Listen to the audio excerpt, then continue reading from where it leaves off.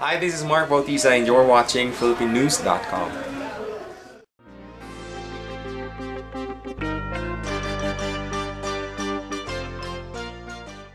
The Spratly Islands is very important to the Philippines because it's a part of their territory.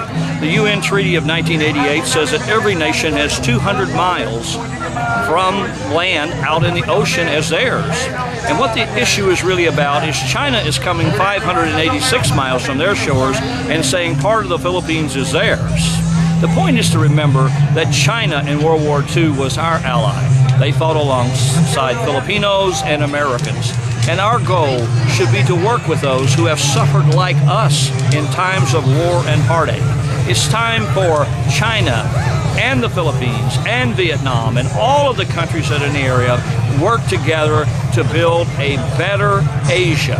And the way we build a better Asia is that we respect the rights of each and individual nations. The United States is committed to working with China, with Vietnam, for an equitable solution to all. But it's important to remember that in the West Philippine Sea, you have Palawan, you have all of these over, I think, 200 or 300 islands that are little atolls, but they have been a part of the Philippines. And the Philippines is committed to that. And the United States and Japan or other have already committed to a mutual treaty to defend the Philippines against any aggressors. So I think that when Secretary de la Sara went to Beijing and shook hands with the Chinese foreign minister, and that China would continue to respect the Treaty of 1988 and the law of the sea, I think this is a very positive development, and I commend the Chinese for coming forward and making a statement when there's so much controversy.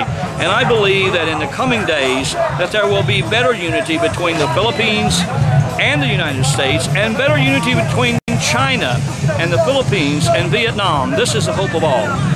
What regular Filipinos should do, what Filipinos did in the United States. They went out and stood outside the Chinese consulate and simply expressed their views, their freedom of speech. I believe that Filipinos should do that in Manila at the Chinese consulate.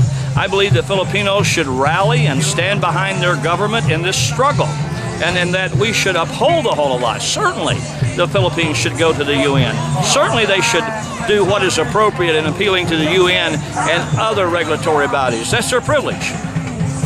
Well, I just think this is a great time for the Philippines. After the election of last year, there seems to be a renewed vigor on the part of the Philippines and the United States to work together, which is exciting.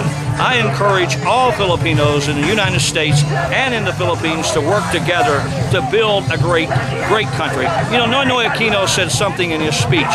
He said, let's don't think about our darkest fears, let's talk about our brightest dreams. And I think that's what the Philippines should do.